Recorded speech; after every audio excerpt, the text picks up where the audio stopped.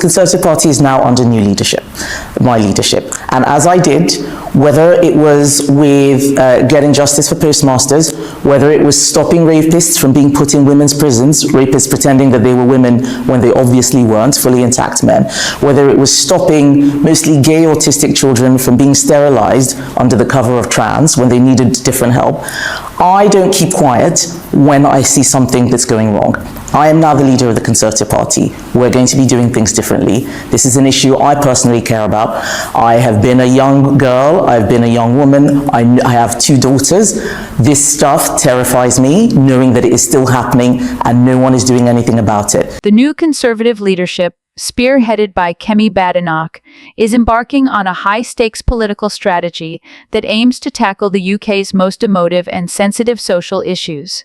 From grooming gangs to miscarriages of justice and the safety of women, the rhetoric signals a pivot to cultural conservatism and a renewed focus on law and order. But as the dust settles on Badenoch's interview addressing the grooming gang scandal, the question remains: can the Conservatives translate bold rhetoric into meaningful change, or is this simply an electoral gambit? Few issues ignite public outrage like grooming gangs. For over a decade, revelations about systematic abuse in towns like Rotherham and Telford have laid bare shocking failures by local authorities and law enforcement. Badenoch's commentary leans heavily on these tragedies, highlighting the moral imperative to deliver justice for victims and rebuild trust in the system. For Badenoch, the political calculation is clear. This issue resonates deeply with the party's base and could prove pivotal in retaining critical red wall constituencies. But to critics, this emphasis risks politicizing an already painful chapter in Britain's social history. If grooming gangs highlight systemic failures of the present, the Horizonate scandal serves as a grim reminder of past injustices. Hundreds of postmasters were wrongly accused of theft due to faulty software, leading to financial devastation, wrongful imprisonment, and even suicides.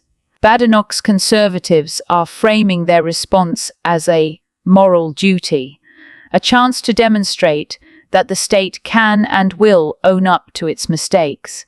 But there's a pragmatic edge here too.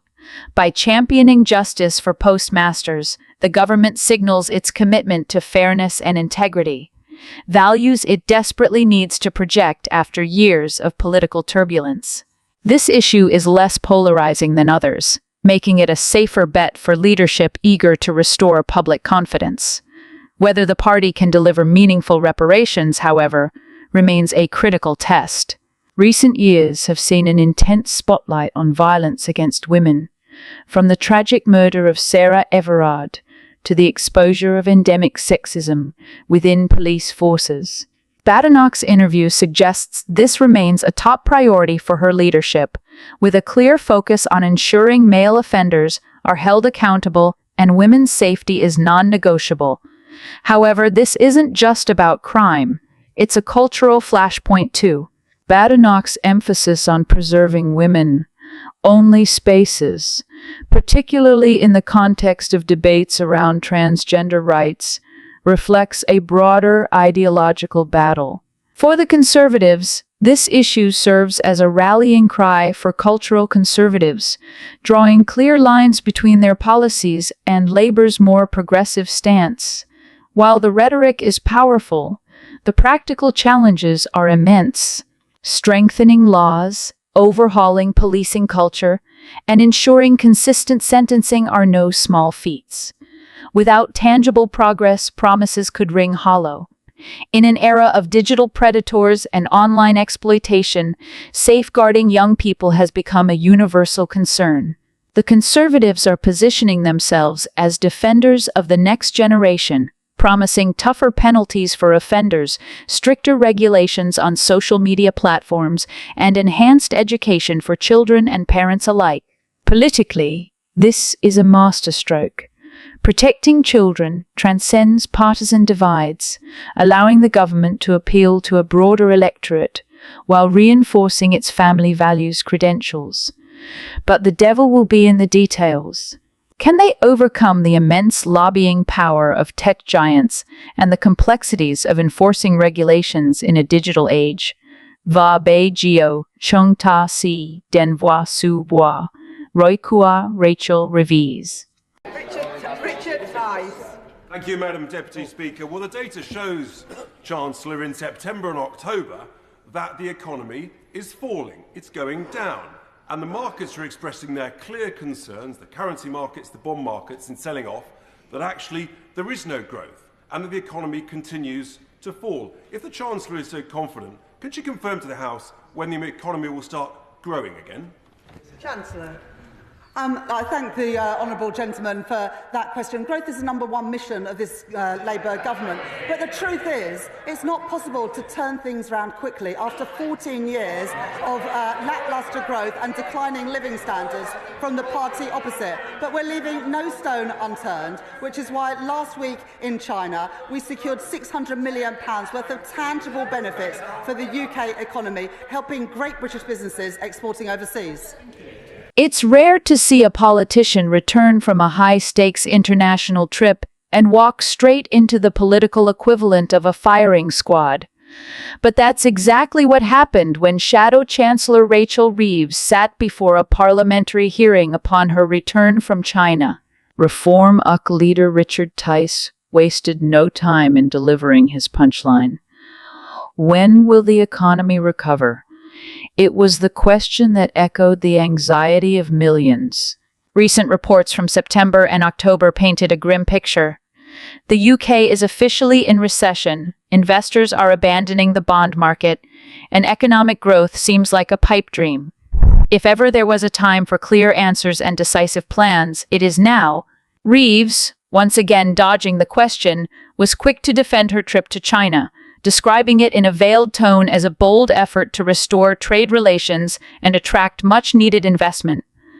The global economy is interconnected, she began, and forging stronger partnerships abroad is critical to stabilizing and growing our economy at home.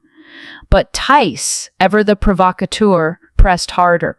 His query wasn't about her intentions in Beijing or Shanghai. It was about why, under Labour's stewardship of key economic narratives, the nation finds itself staring down the barrel of stagnation and despair. His subtext was clear. Where is the action? Where is the plan? And the answer, inevitably, is to point the finger at the Conservative Party. 14 years of Tory rule becomes a shield of convenience, trotted out to deflect the criticism of weary British voters who are losing faith in the promise of change. Reeves' challenge goes far beyond crafting policy proposals. It's a battle of perception. The bond market sell-off is perhaps the clearest and most alarming indicator of the UK's economic vulnerability. Investor confidence has been shaken, sending government bond yields soaring.